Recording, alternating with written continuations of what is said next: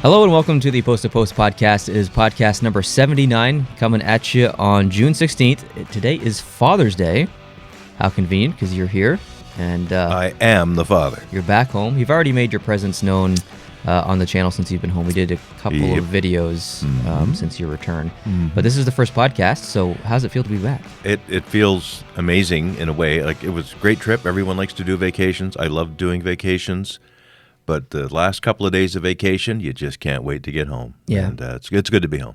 Are you tired of eating out at all? Like having fast food and all that stuff? And just the narrow variety of fast food, I felt guilty about going to a McDonald's or a Burger King or a KFC over there. Yeah. That just seems so dumb. But they don't have a fast food culture other than those American ones, like we would have here in North America. So they have chain restaurants, there's no question, but they don't have fast food type restaurants, at least not that I could see. So so we were out at restaurants all the time, and there's only basically two things maybe three: fish and chips, Hamburgers, chicken fingers. And that was it, because I didn't want to. I did some breakfasty things, did some just regular traditional English and Scottish breakfast, including black pudding and all that, which was fabulous. What is black pudding? Black pudding is what we would call blood pudding here. Okay. Well, that's pretty self-explanatory and disgusting. That'll put lead in your pencil. Yeah, I'd say. Put hair in your chest, too. Okay, so let's get into the swing of some hockey news here. We've got... actually, there's a lot of hockey news to talk about. We're not going to discuss the St. Louis Blues winning the Stanley Cup. We've already done that in a 25-minute video. It's on the channel if you haven't seen it yet.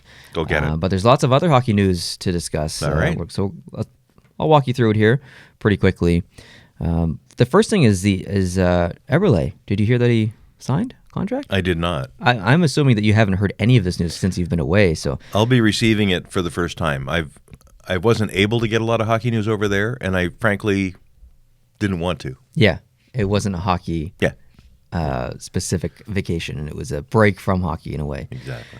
So Eberle signed a 5-year contract with the Islanders, $5.5 million per year average, which I think is pretty decent. I mean, he was one of the most underrated players, not just in the Islanders organization last year, but I would say in the entire NHL. So I really like this signing. This is, as far as value for money for a forward and what he can produce, I'm 100% okay with this signing. I saw a couple people online kind of complaining about it a little bit. I mean, we don't know. We can't really predict. Complaining it was too much money?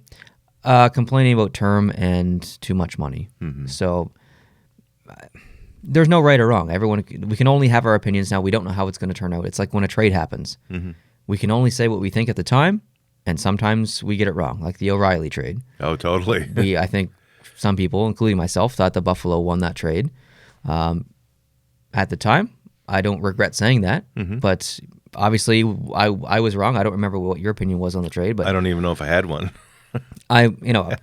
Totally fine to admit that I was wrong. When I'm wrong, I'll definitely admit it. St. Louis obviously won that trade, so it happens. So yeah, have you heard about the Rick Nash news? No, I have not. Rick Nash has been hired as a special assistant to the Blue Jackets GM. So he goes back to a team that he's had a lengthy history with. He was the captain of the Columbus Blue Jackets from 2008 to 2012, and he was Columbus's first-round pick in 2002. So wow, it's a bit of a homecoming for him. He obviously retired fairly recently, which is unfortunate for him, but at least he's still going to be involved in the world of hockey.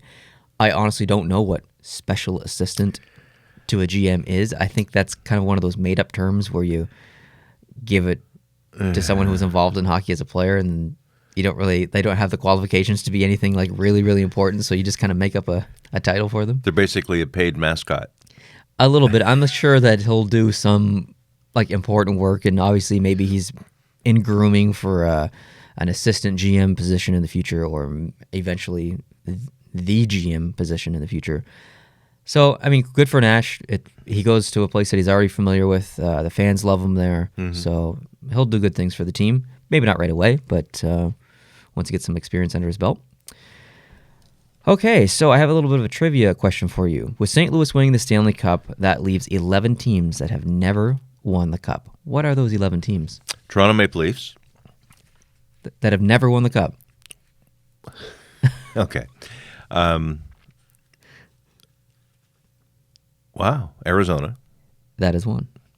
I'm not trying to go alphabetical here. Wow. There's 11 teams that have never. Buffalo. There you go. 9 left. The Avalanche. Oh no, the Avalanche have. Just a minute. Let me back up. Yeah. Take your time. San Jose. That is one. There's 11. I can't believe there's 11. He said 3. There's 8 more. Good grief. Vancouver. That's one. Ottawa. That's one. Technically. Why is it technically? Well, the city of Ottawa won Oh. the Cup, but under a different name. Oh, okay. I wonder what technically. You guys can play at home. Yeah. Play at home. Did I say Buffalo? You did. Okay. Good Lord. See if you can name all 11 at home. Yeah, you probably will do better than I will do. I'm looking around. We got. You can't cheat and look at some memorabilia around here. No, I'm not doing that. I'll give you a hint. Okay. Only 2 of the remaining teams are from the East. The rest are from the West. All right. Columbus. That's one. This is hard. Especially when I put you on the spot here. Well, yeah, I didn't know this was coming. Yeah. So there's one more team in the East. Yeah. And the rest are in the There's West. 4 more in the West.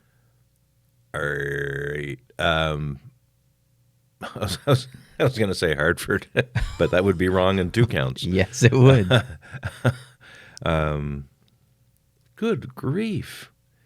The Islanders have won. The Rangers have won. The Devils have won. Philadelphia's won. Yeah. Pittsburgh has won. Yeah. Washington's won. Yeah. Carolina has won. They have. Both Florida teams have won. Have they? Panthers. There's your last East team. Yeah, because they went to the finals with Doug McClain as coach, but they didn't 1996, win. Yeah. Okay, sorry. Okay, so now you have 4 West teams left. 4 in the West. Yeah. Well, this shouldn't be too bad, should it? I said the Coyotes already. You did? Vegas Golden Knights. That's one.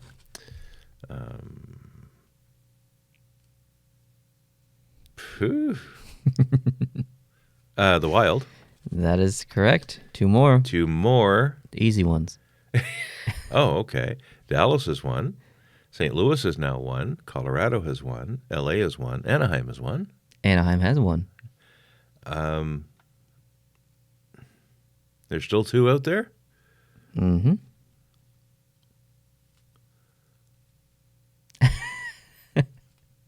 This is crazy. What's going on? I don't know what's going on. One of them got real close recently. Actually, you could even say that both of the remaining teams have come close. One of the teams was in the Final 4 last year. Winnipeg Jets. That's correct. Sorry. The last one, which is maybe the easiest one on this entire list. Of course. But they did get close recently.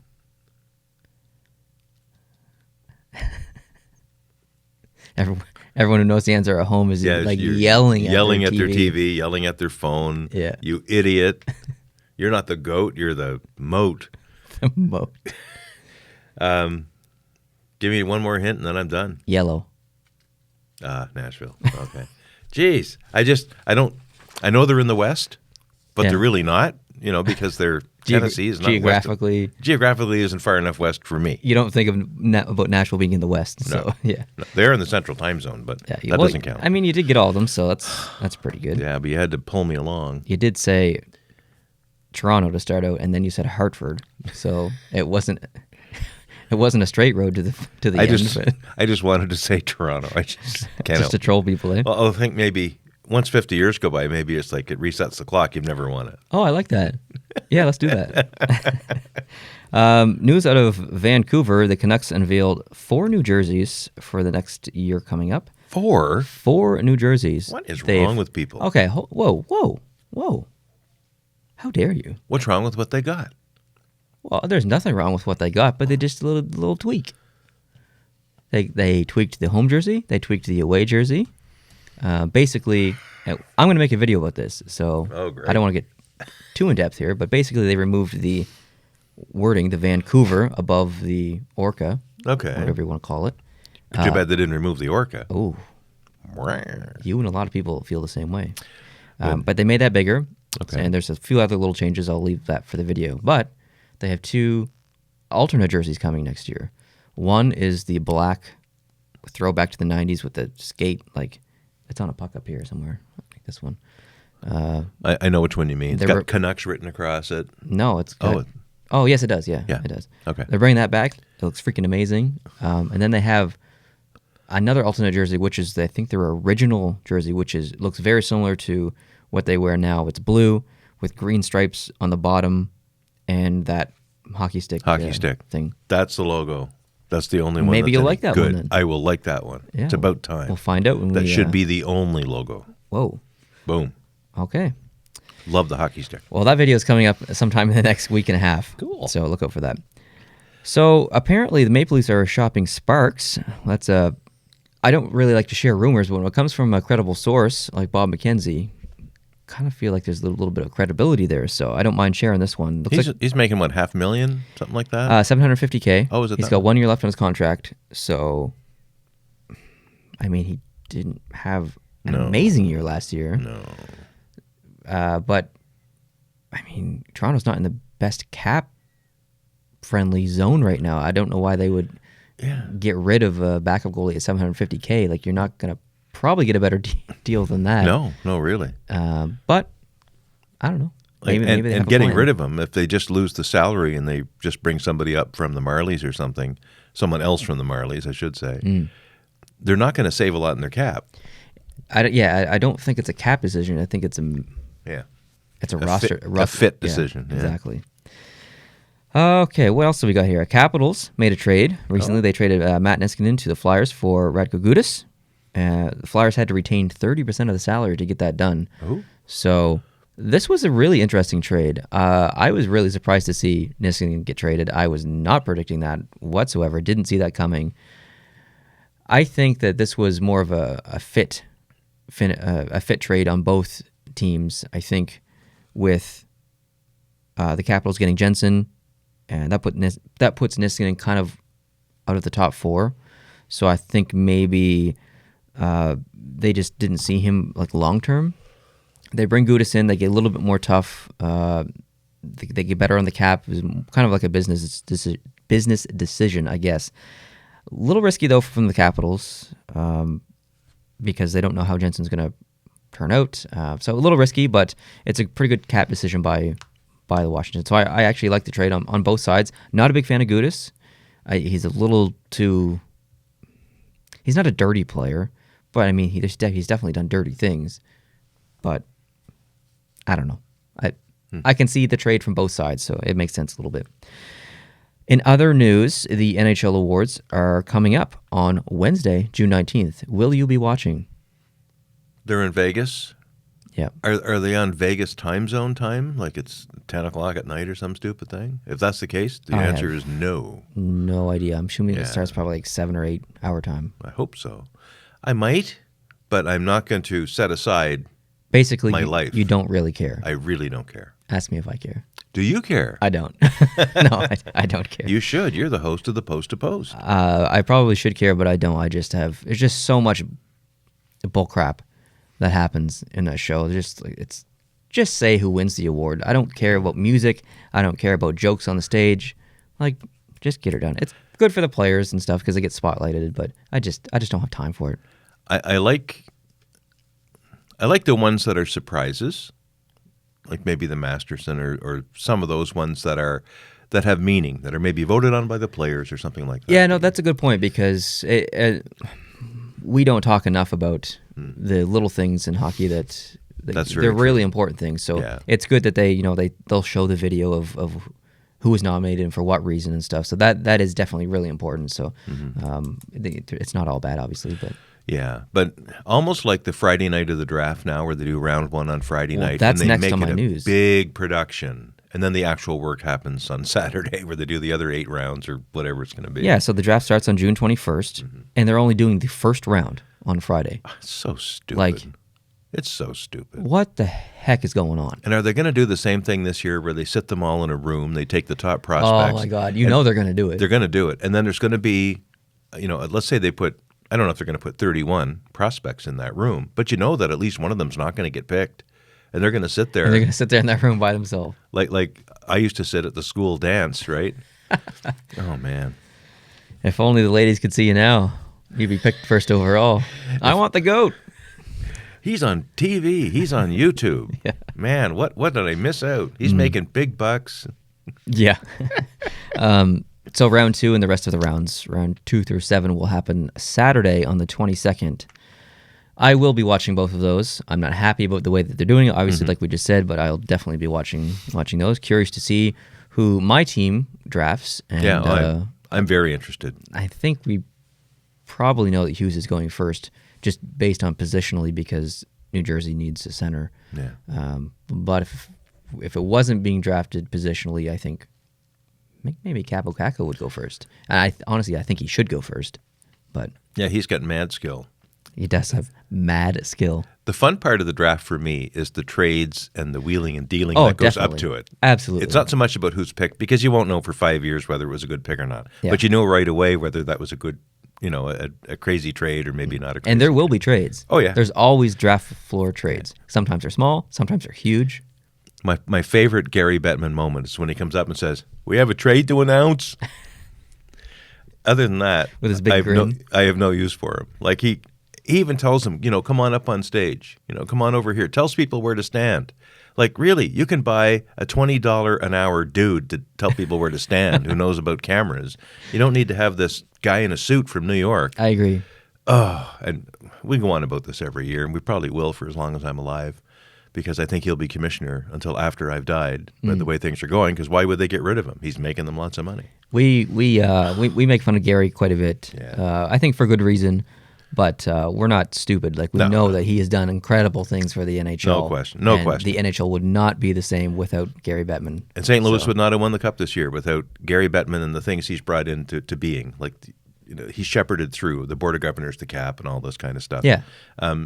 We wouldn't have the parity that we have now. Yeah, and we wouldn't have the growth of the game in the U.S. Yeah, and I hope that people know that we realize that without us having to mention that. Like, Yeah. It's just kind of a meme now to make fun of Gary Bettman. That's why he gets booed on the ice. He gets booed. It's just, and he knows it. He even said the other year, like, I can't hear you. Where are the boos? Yeah. I can't remember what city that was, in Dallas maybe, but anyways, it's interesting. We're just on the bandwagon of making fun of Gary Bettman. Yeah. Did you hear of the trade that happened yesterday? No. A fairly significant trade, actually. I was very, very busy yesterday. I was standing on the airport tarmac for the entire day. Yeah, you got some aviation headphones on there. I do. I just, when I put these headphones on, I realized how comfortable they were compared to the other ones that I wear. Plus, the other ones that I wear are my travel headphones I use on planes. They're noise canceling, made by Bose. Yeah. And they did not do well on the trip. They look a little goofy, I'm not going to lie. Oh, I don't doubt that they're goofy. Look at the little tan I got yesterday. That's not bad. Look at you go. Yeah, I'm telling Starting you. that watch tan early. I'm a man of the outdoors.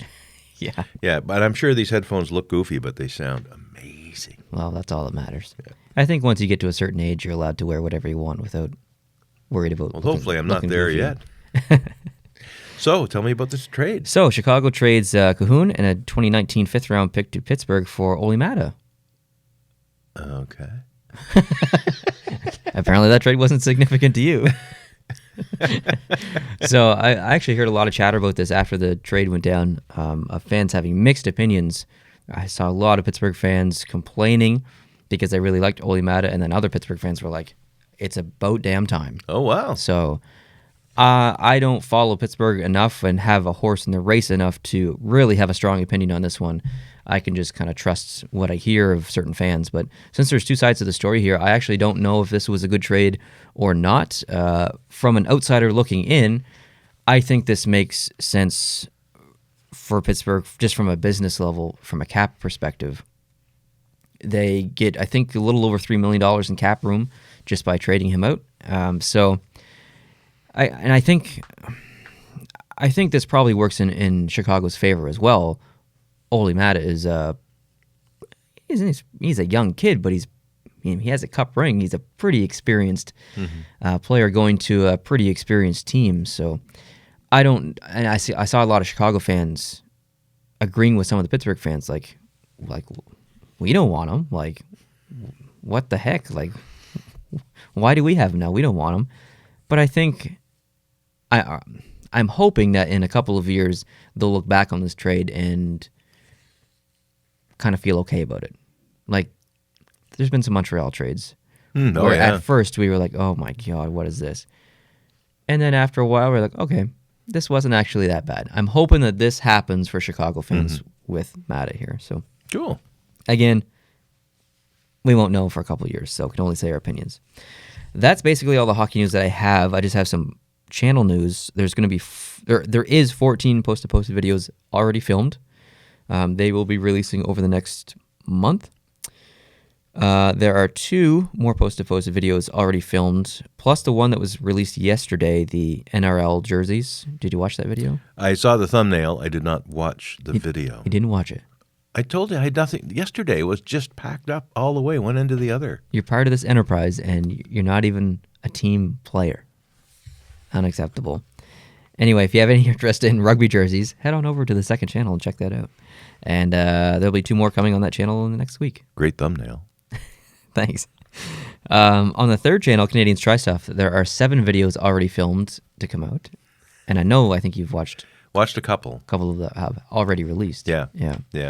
So you had a lot of fun when I was gone. Yeah, it was great. This place was packed full of, hopefully no pukers, but no one puked. There would have been a puker if I was in some of those videos, I think. I think Chris might have been close on those eggs, those fish eggs or whatever, but yeah. So basically there's like 24 videos or whatever to release over the next month. Plus we have to film the Canucks jersey review video. I have 2 jerseys coming, so that's 3 videos, and I'm sure there's going to be a couple of others that we're going to film. So basically, across the post-to-post network, there are a month's worth of videos. There's going to be a video releasing every single day across at least one of the 3 channels this entire month, or for the next 30 days or whatever. So, and that doesn't count the content that will be created to respond to maybe the awards, the draft, and some of the other things, the trades that'll happen. Then on July 1st, we have free agent July 1st day. Snap. So there's additional content that hasn't even been conceived yet because obviously it's news-based. Yeah, so hypothetically, there should be at least 1 video a day for the next 45 to 50 days, which is pretty cool. That's pretty good. That's not something I could have said 3 months ago. So. These people are getting a bang for their buck. Are they? Well, the Patreon people hopefully think they are. Yeah, hopefully. The rest of the people, you're getting a great deal. How about some basketball talk? I would love to. You want to talk some basketball? That's the one thing I did see, because when we got back into the airport, because the game was being played on the West Coast, of course, it was 8 hours off for me, body clock-wise, and I was watching it at what I felt in my body was 4 or 5 in the morning when we got in. But basically, our airplane landed in Charlottetown, our last flight, and it was only at halftime. And it was 60 to 57 for Golden State. Mm-hmm. So we got to see a bit of the game even after we got home, including most of the fourth quarter. Absolutely. And it was unbelievable. It was quite the game. It was amazing. I'm sure that there are a lot of people here there are a lot of people listening that are watching that also watched the game. And I don't even like basketball, and I was pumped. Well, it's a big deal. It's a huge deal. Especially for Canada. And not just for Canada, the NBA. It's the first Canadian team to win the championship. It's the first time a finals have been played in Canada. The basketball was invented by a Canadian. The first NBA game was played in Toronto. I did not know that until they made the announcement at the game. I didn't either. I had no clue. It's pretty cool. And a lot of American fans are happy because Golden State is in a way the Pittsburgh of Chicago, of the the team NBA. that just wins all the time. So the Raptors did their dirty work by slaying the dragon for them. Yeah, And they that's were the great. underdog. So I love it. I guess you could call them the underdog. It was awesome, but man, I'll tell you, like Curry and Thompson, like the accuracy from anywhere on the court, just sinking threes and free throws, like Unbelievable. These the guys. skill is just crazy, and you can just see why Golden State is so good. Mm-hmm. And you just like every time they get the ball, like, you know they're going to hit the shot, except for near the end of that final game. But Yeah, Curry and it was close to going in. it was close. It was a long ways away from the 3-point line. So if he'd been managed to get maybe 5 feet closer, it might have gone in. Thankfully, for Toronto fans, it didn't. But the entire time that ball was in flight, I thought it was headed right for the rim. Absolutely. Right for inside the net. Yeah. And it's not just them hitting shots, it's them hitting shots that, like, the net doesn't move. It's just like a Swish. It's- not even a swish. it's so impressive. Like, it's so impressive. Do you know the size of the net compared to the size of the basketball? Negative. The net is actually 2 basketball widths wide. It seems like it's just No way. It is. The basketball is whatever it is, 10 inches. Or the net is double that. I'm calling shenanigans on that. You call shenanigans, and I'll get my phone out. Keep talking. Okay. On the Toronto side, all the Toronto goats were in full force. Kawhi was doing his Kawhi thing. Siakam was pretty good. Gasol, like, I can go down the list of names. They all played really well. It was just a fun game and series to watch, and it was great to see the city of Toronto erupt. But then you had like watch parties in Mississauga, in Montreal, and I think there was one in Calgary, and just all over Canada. It was just such a big deal for Canada as a nation, and I think really important for basketball because it created so many new basketball fans, and I think that like this was a huge step forward for the NBA in general. And even if you don't like Toronto or you were cheering for Golden State and you wanted them to win, man, I think you got to be happy with the direction that the NBA has taken with just in the past couple of weeks. So this is a big deal. Very happy for basketball. It's definitely not my favorite sport, not even close to my favorite sport. I generally don't even watch any regular season games. I only watched a couple this year. But yeah, it's pretty cool. It's good to see sports grow, especially in North America. So when we have soccer coming in and being hugely popular, racing's kind of dying out a little bit, which I think you would agree with. I definitely would agree. Yeah, with. like Definitely. But we see an emergence of a different kind of racing. Like Formula One is getting really big now. And it's always been big, but it's proportionally, I think, bigger than it was compared to NASCAR and other things that we don't see anymore. We don't see ARCA. We don't see IMSA. We don't see other things. I think there's fans like NASCAR fans like you who are getting tired of NASCAR and all the changes and stuff, and who are transitioning from NASCAR to Formula One because it's just different and it seems to be televised better, like just in almost every way. It seems to be just a little bit better. So yeah, it's interesting to see the fluctuation of certain sports and stuff. And I mean, golf has always been huge, which still boggles my mind. But the whole Tiger thing that just went down, and there's been the whole sport's been reinvigorated basically, and there's so many new golf fans now, and people going out for the first time to courses and stuff. And so yeah, it's pretty cool. I don't like a lot of these sports, but it's cool that they're getting some recognition. But yeah, that's that's all I got written down here. So now, you called shenanigans on me a minute ago. I did call shenanigans on you.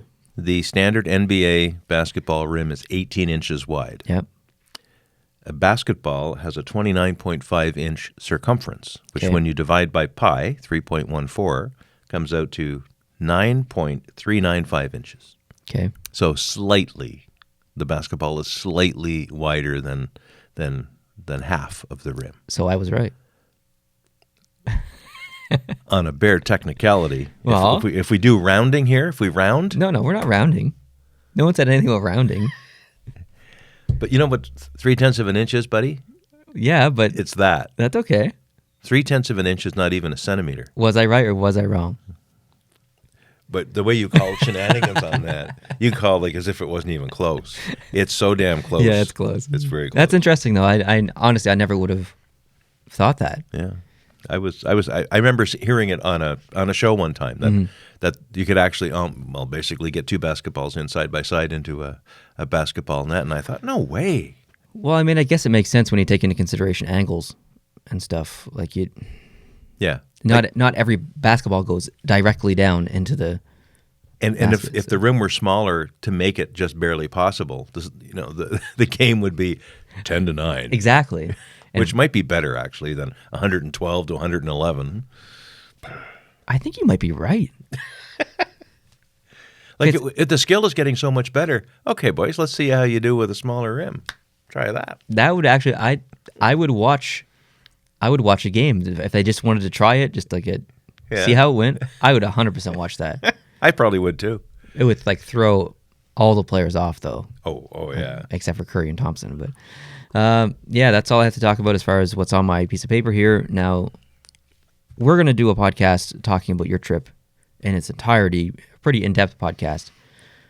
But I thought that maybe you could give us a quick rundown. I know there's a lot of people who want to hear about your trip. Sure.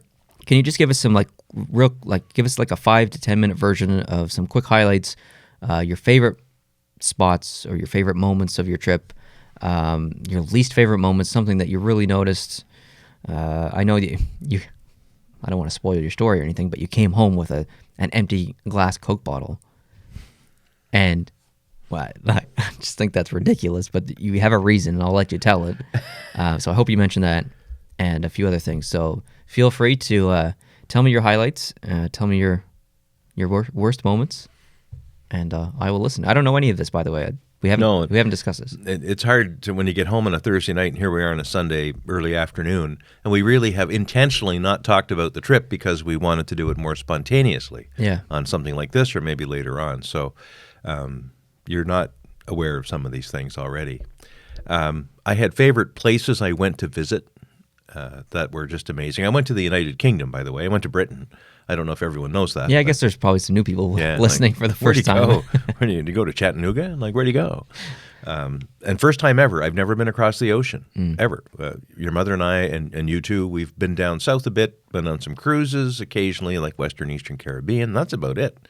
Been out west, you've been to California. I haven't, but I've been to Vegas, and I've been to Arizona, been out to the West Coast in BC many times for work. But how was the flight? The flight actually wasn't that bad. I was not looking forward to the flight. If we had flown direct from Halifax to Heathrow with Air Canada, it would have been in a Boeing 767, like probably 4.5 hours, 5 hours. Yeah, 5-ish. So that's the good part. It's a shorter flight. Halifax to London is not that far. Yeah, and the downside would be if we got a window seat. I like an aisle or a window. I can't be in the middle. Yeah. And even in the window, if it's a 3-row, like a 3-seat row, and I'm in the window, I get claustrophobic. If I can't get to the aisle like that, and if I'm climbing over one other person, especially if they're related to me, I don't feel claustrophobic. But if I'm the third guy in, I had a panic attack almost. Whoa, really? This is not this trip. Oh. But several years ago, I was flying from, I think it was Toronto to Calgary, and I was flying for work. And I'm a pilot, so I like looking out the window. It's part of the fun of flying is knowing where you are and trying to identify geography and all that from the air. And I picked a window seat like usual, and I was always fine up to that point. But I sat in the window seat. And then this great big bugger got in beside me in the middle seat, and then another great big bugger who didn't know either one of us got in the outside seat. And all I could just see was a mass of flesh on this side. Huge dudes. And I was being crowded. And I'm a big guy myself, right? And he probably wasn't any happier about me being a big dude than I was about him. So I don't know how the airlines do this, and maybe they don't have a way, but like next to my profile on the airline computer should be big dude. And they should not have a system that allows two big dudes to sit like, crammed up against each other. Yeah. So probably about an hour into the flight, I dropped something like on the floor. Poo? Like no, I didn't. I dropped a pen or I dropped my phone or something. Yeah. And I couldn't pick it up. Oh. And I was trying to bend over, and I got, even talking about it now, I'm getting a little worked up. Dang. I'm getting a little worked up. Whoa. And I couldn't pick it up. I eventually did. I kicked it with my foot to a point where I could reach down and get it. Mm-hmm. But you don't have a lot of room on this side because you got the window there. Yeah. And then you got the Hulk here. Yeah. And then you got Brutus beside him. Yeah, right? Brutus. And anyway, I got it. But I started to, I could feel myself getting nervous. I had to turn on the fan. Oh. Like the blower Yeah. on my face, just kind of sit back and let the cold air blow in my face, close my eyes, and think myself down out of the crazy tree. And I was fine after that. But I said to myself, I'm never letting that happen again, and I haven't since. I will take an aisle now before I'll take a window, unless I know who's beside me. That's really interesting because I would say that's very uncharacteristic of you in general because you're very calm and collected. Well, I don't know if you're calm all the time, but I am calm. You're a very collected, I think so. logical person, and that you know that that feeling of being trapped is a mental thing. Totally. So it surprises me that you let yourself get into that mental zone. And it's funny, I wasn't claustrophobic. I won't if there's a show now about people getting trapped in a cave or something like that. I can't even watch it. Oh, have you seen the videos on YouTube where they go in these caves and they have to squeeze through these rocks all the way down? You got to stop talking about it right and they now. do. No, I can't. I just can't. I'm taking my headphones off. The thing that's crazy about it is that they've never been in the cave before. They don't know if they can turn around. I took my headphones off, but I can still hear I know. you. I don't know why. They don't know if they can turn around. They're just going into this cave. That makes me uncomfortable. Here's when it started for me, and you might not remember this, but just after the Second Iraq War started, and the Americans and the Allied troops, the Coalition of the Willing, whatever they called themselves, they rolled into Iraq and basically took over the country, and Saddam Hussein was on the run. Mm-hmm. And he was at this person's house, and they tried to find him, and he'd be gone, and he was popping up like Elvis, in various places around Iraq. Anyway, they finally found him. I know where you're going with this. And they showed a three-dimensional diagram of the hole he was hiding in. Mm-hmm. And when I saw that and tried to imagine being in, wanting to not be caught so bad that you get in a hole like that, if the ground had collapsed, or if you had a coughing fit or whatever, you'd be dead. And you'd have no way to get out, and someone else is responsible for the cover on the top of the hole to even let you out. I'm done. Yeah, no thanks. I'm done. And I started thinking about being in confined spaces from that moment. And everything bad in my life about claustrophobia has happened after that, watching that news show. See, it's interesting that you got claustrophobic on one of those commercial flights. Yeah. Because the plane that you had is a pretty small plane. It's a pretty small plane, and even worse, the pilot sits on the left, and he's got no door. You have to get out on the passenger side. That's right. So if you crash, and that door is, mangled shut, you're up that creek with no paddle. So I had a bit of I won't say nervous attack, because I don't honestly think that I'm really that driven by uncontrollable fears and emotions. I do think I'm a pretty logical guy. But I didn't want to get in the back seat of someone else's plane. Yeah. Because that's even harder to get out if something needs to happen, right? Yeah, totally. But I got in the back seat knowing that I have no choice. I'm going on this flight, and I got in the back seat, and I don't have my own door because I was sitting in the back seat behind two guys that had to get out before I get out. The minute the plane was in the air, I was totally fine. Really? Totally fine. Huh. I felt just absolutely comfortable, and I could move around a little bit, and then when the plane landed again, I got a little more tight. Yeah, well, I think you're in the air, you're distracted by just, you're looking out the window and stuff, and there's so much more fun crap going on there that I don't have to worry about that stuff.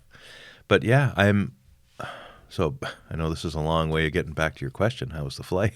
Yeah. But it wasn't as bad as I was worried about it being. On the way from Charlottetown to Montreal to make our transatlantic connection, we were in one of those planes that's 3 and 3. Mm-hmm. And the flight there, I think I think I had the window and your mother was in the middle. Thank goodness that she would agree to do that, because I think being in the middle between two people would be tough. But thankfully beside her was this very small little old lady person. Lady person. She was a lady person. Okay. And she's not from North America. Okay, she was a little Asian. Yes, but not East Asian, probably South Asian. Okay.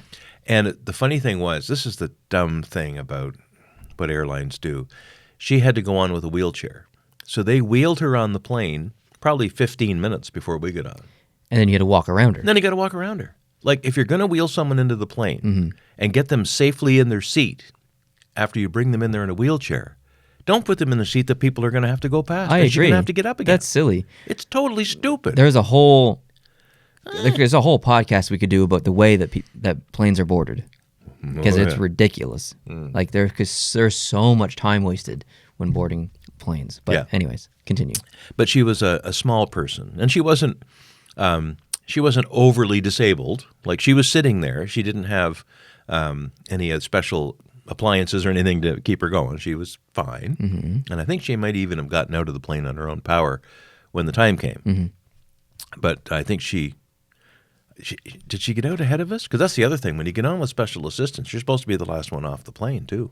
They don't go on until the plane's empty and then help you out. That is true. How do they do that, right? Anyway, back to that. So she wasn't big and crowding your mother, and therefore she wasn't crowding me. And I could easily get past her if I needed to in an emergency. So that part wasn't as bad as it could have been, because it could have been the Hulk right there, right? Could have been, yeah. Anyway. So the flight was good? The flight was good to Montreal. Montreal to London was great because I had specifically chosen those seats. As a part of the Airbus 330 on the outside in economy, you have two together. The next place over is actually the aisle. So it's just me, your mother. That was no problem. Did you have to poop on the plane? No. Well, don't shake your head like you don't poop. Who would? Who wouldn't? If you had to go, you have to go. Well, you make sure you don't have to go by eating certain things or not eating certain things for a day before you leave. Have you ever pooped on a plane? Never. Me either, actually. Never. Not intentional. Like, I don't plan meals around it. It just happens. Yeah. I've been excited on a plane. So excited that I probably could have if I wanted to let myself do it. But, yeah. No. Okay, interesting. No, I don't want to spend a lot of time in there. There's a limited number of washroom facilities. And for me, well, I'm not going where you think I'm going with this. I'm just laughing at this conversation. I don't want everyone else to know what I'm doing. What do you mean? Well, they would if I went back there with a book or a magazine. They know what's happening. Oh, he's going in there to sit for a while. Is that a prerequisite? He's going to the Oval Office.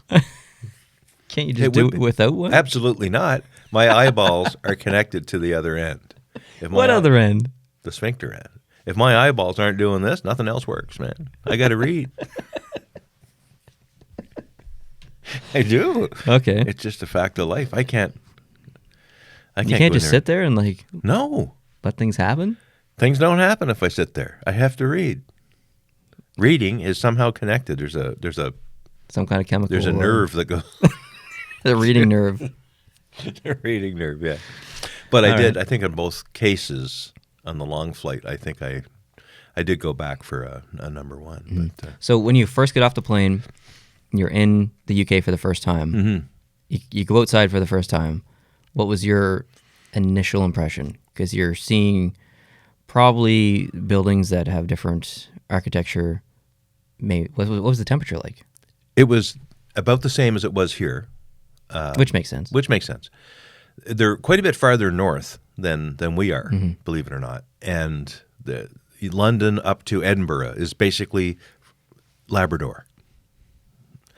So you would have seen a difference in length of day as far as sunlight. Absolutely. This time of year, it stays daylight until about 10 o'clock at night.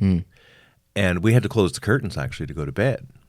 That's interesting. It was bright, and then it would get bright again at 3:30 or 4 in the morning. Yeah. And this is only in like late May at this point. Yeah, we're coming up on midsummer, whatever, like June 21st or whatever. Solstice is in about a week's time. Or before the end of this week, we'll have the solstice. But 3 weeks ago today when we got there, or I guess the following morning, that night it was bright, probably as bright or brighter then as we will get at the brightest, right? So that was quite a shock. I thought the place might smell differently. What do you mean? Well, different formulations of gas and exhaust and different kinds of trees and stuff. I just thought that the air might smell different. It didn't. It smelled the same as here. It looked a lot the same. I was surprised with the fact that I wasn't surprised, if that makes any sense. Yeah, it makes sense. We had a lot of time to walk around because we arrived in London around 7:30 in the morning because we did the overnight red-eye flight. So the time we went through customs, how cool was customs? Don't know. You tell me. Passport into an electronic sensor. It takes a picture of your face because there's a camera thing. It matches your face against the passport. And there's a little light comes on, says walk this way. You walk that way, and there's two big lineups. One lineup is I have something to declare, passengers with things to declare. Which you wouldn't. No. And the other lineup is passengers with nothing to declare. It's not even a lineup. It's there to provide for a lineup if there was a lineup. Okay. But there was no lineup. You just walk through. Next thing you know, you're getting on the train. So you don't have to talk to anyone? Nobody. Things are a little bit more loosey-goosey over there. Or I just have such a fantastic security profile attached to my passport. They're like, oh, he's a good guy. Like, I don't know what they know. Yeah, maybe. And I'm fine with what they know. Like, whatever my government, like, I have a secret security clearance because of work. You have nothing to hide. I have nothing to hide. I've got... That's an interesting comment coming from someone who does not want people to know what they're doing in the bathroom if they go with a book. I have one thing to hide. But, we just walked right out. And because your mother, and to a lesser extent me, but mainly her, she was the research director for the entire trip. So she knew that we could take the Heathrow to Paddington Express train, and she knew how to do it. So I got online a few days before we left and printed off the barcode scanning ticket. We went in off-peak, so when we first got ready to go, it was actually too early. It was still peak time in the train, and our ticket wasn't for that time. So we went and had breakfast. And for us now, we've been up basically 24 hours. We had breakfast, but felt surprisingly okay. When you get on the train, did it say, like, you're coming up to this stop or whatever? Like this, not robot voice, but like a... It didn't, because it goes from London Heathrow to Paddington Station. There's no stops in between. So there's no, like, voice over the intercom? Well, there was. Welcome to the Paddington Express. Did it feel weird to hear the accent? Oh, yeah. Yeah. Of course, here, and I guess, like they hear a lot of American accents, we hear a lot of British accents. So I could understand it. Yeah. That was easy, but yeah. But then there's these sayings that you hear. Please mind the gap between the train and the platform. Yeah, we don't say that here. No. Mind the gap is just, everyone says it over there. Or not, I don't think the people say it, but every automated speaker. Yeah, it's some saying that they came up with and they just put it everywhere. Yeah, and mind this or mind that. Mind is a verb there for pay attention to or think about, right?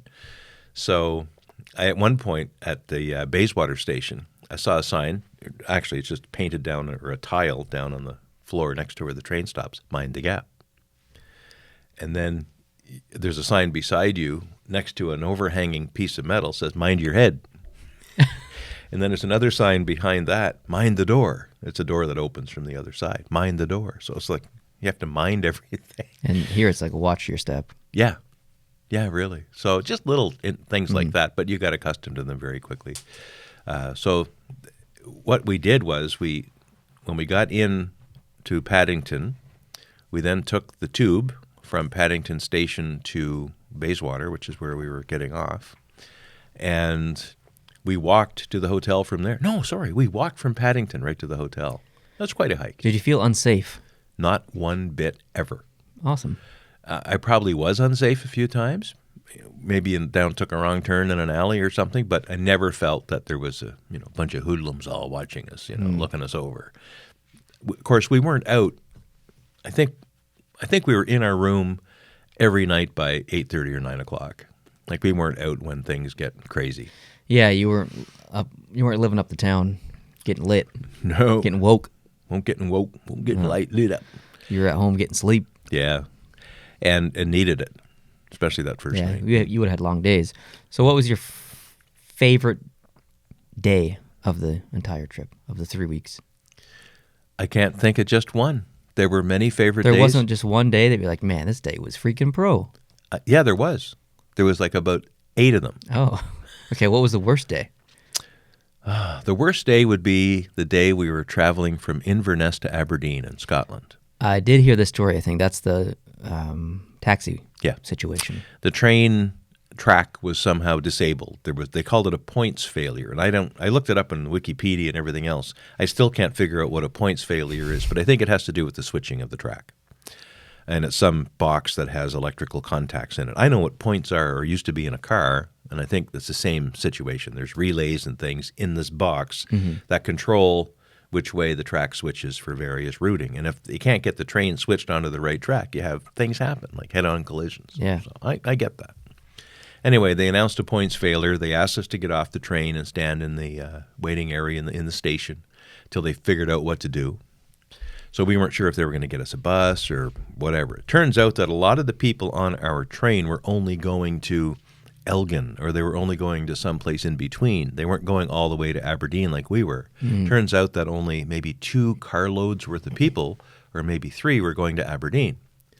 So that's what they did. They made us into carloads, and they hired taxis to take us for a 2.5-hour drive from Inverness to Aberdeen.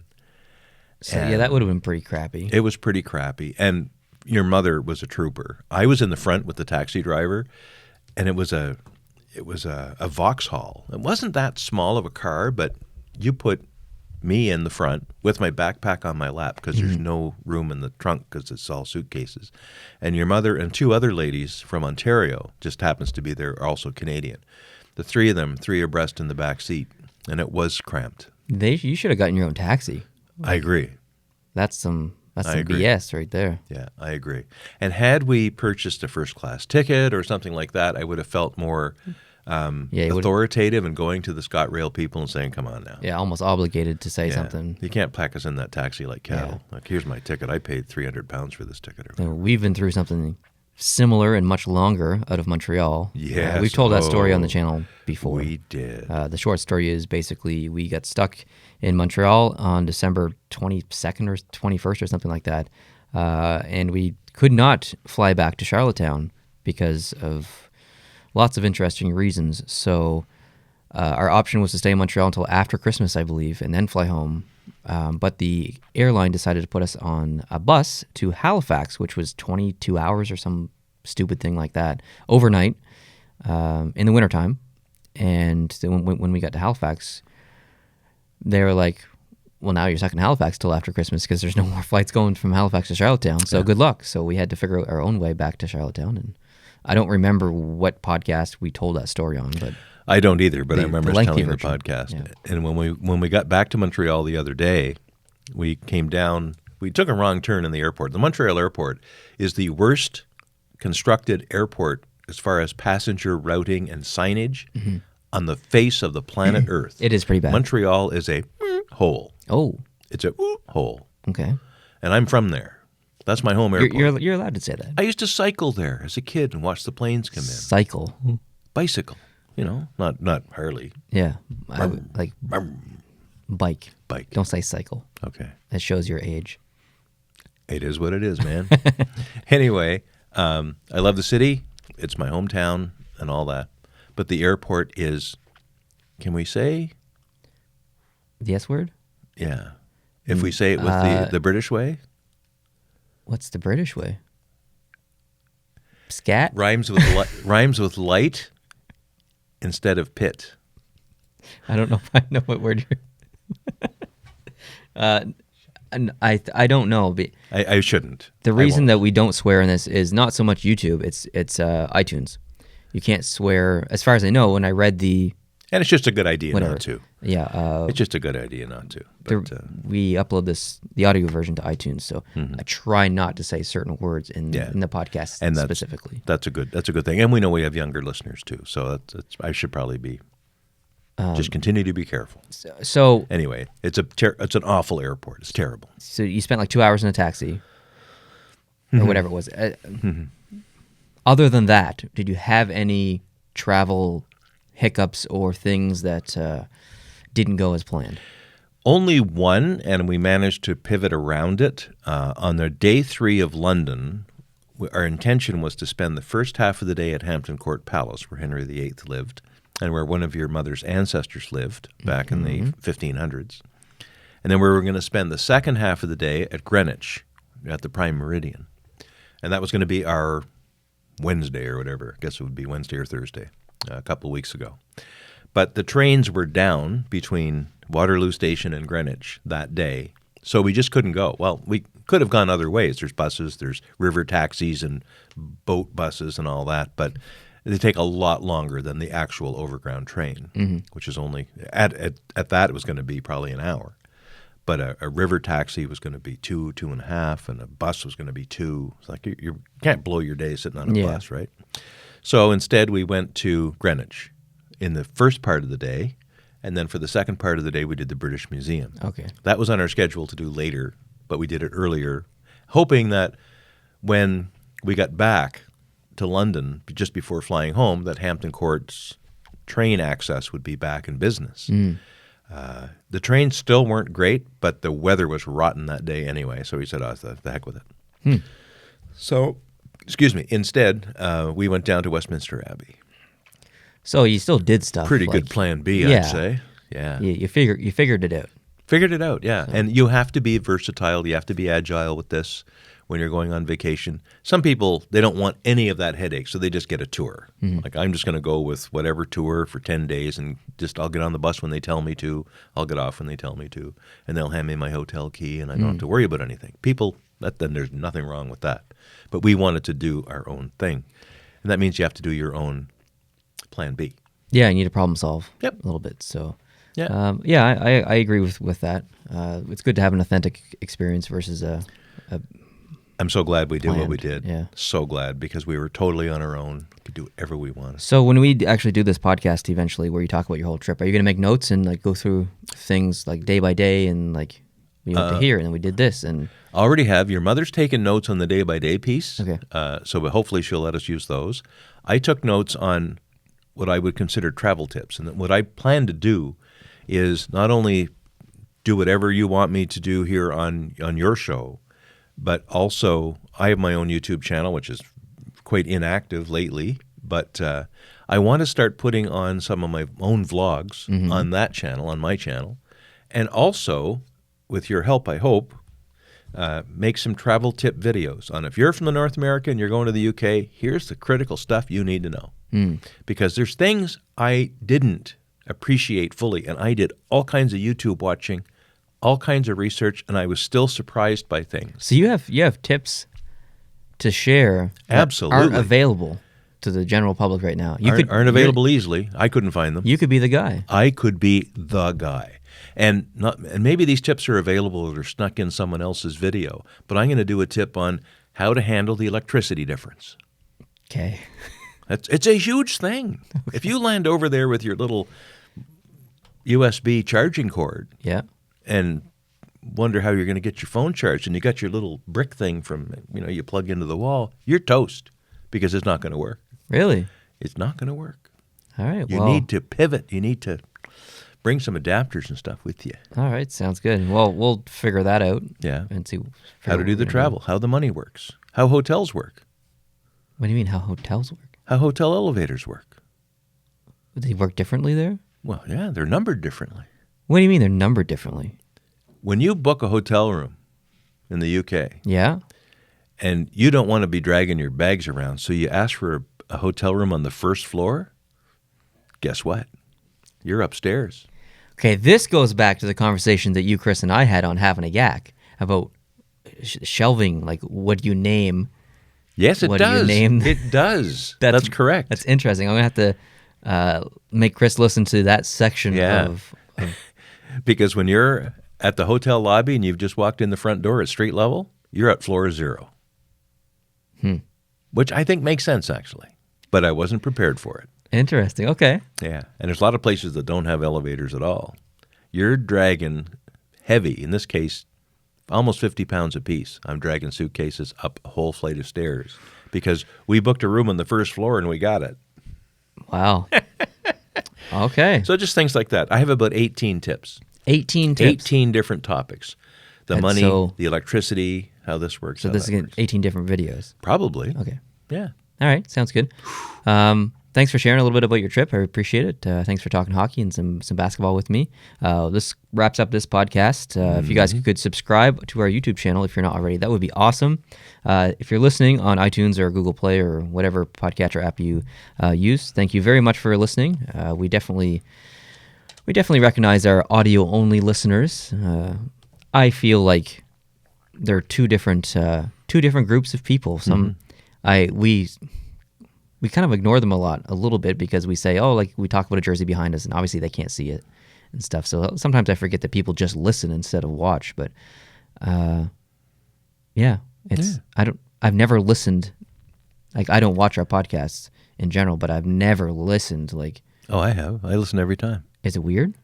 No. In fact, I listen to podcasts every day. Usually I listen to them all night when I'm sleeping. I just have an earphone in and the podcast just roll along in the background. Keeps my brain somehow entertained. I don't know how it works. But I always put our podcast on Sunday night. If you think to upload the darn thing, I put the podcast in the routine, and I'll often wake up in the night and hear us talking, and it's kind of neat. I've actually heard from quite a few people that they listen to our podcast while they fall asleep because it helps them. Yeah, and that's why I do it. Which sounds like an insult, but I understand the compliment. I think it is a compliment because when we do this podcast, there's no yelling or screaming or crazy. It's just two guys talking, and that can be relaxing to people. Yeah, okay. And it certainly is to me. I don't care who's doing the talking, but if they're talking at this level, like there are some really, like Dan Carlin, for instance. Dan Carlin does history podcasts the content is fantastic, but his delivery is too high energy. I can't listen to it at night because it wakes me up. Well, I think that's why some people don't like Steve Dangle. Yeah. I think Steve Dangle has a lot of important things to say. I think he's a Fantastic. super smart guy. Yeah. But I know people who don't listen to him just based on how loud he is and how just all over the place volume-wise he is. Yeah. So And I really like the approach you've taken to this. I'm just a boring person. I'm not being monotone on purpose. I am just a general boring person. So. But we're emotionally fairly flat. I guess. Right? Like, there's things we like and things we don't like, but we can articulate our emotions without screeching. Yeah, that's And true. The next thing I'm going to eradicate on this planet, if I live long enough, is noise pollution. There's too damn much noise. How are you going gonna on do this that? planet. I don't know. I'm just going to make it my mission. I'm going to walk around telling people to shut up. Did you hear what I told Mom earlier? I don't think so. About the light? So we delayed filming this podcast a little bit today because there was someone mowing their lawn outside, and I could hear it. It was pissing me off, to be honest, because I didn't want it to come through on the mics and stuff. And so I told Mom, like, I want to get a light to put on top of the house, like a big on the air, like air traffic control light, and it'll just say like filming or on the air. Flip that thing on when we're filming, and the whole neighborhood has to be quiet. That would be amazing. Yeah. So One day we'll be that important. yeah, I don't know about that, but even if I lived in the middle of nowhere, I'd still have that light just because it would be awesome. But all right, thanks for listening and watching, guys. I really appreciate it. I hope you're having a good week, and excited for the draft coming up, the awards, and not that far away, free agency day. So it's a pretty good few weeks of hockey coming up, and I hope you enjoyed the playoffs. And yeah, we'll catch you in the next podcast. I don't know when that'll be. You're away next week. I'm away next right? weekend, so you and I probably won't connect for another 2 weeks at the earliest. So yeah, we'll see you then. Thanks for watching. Adios.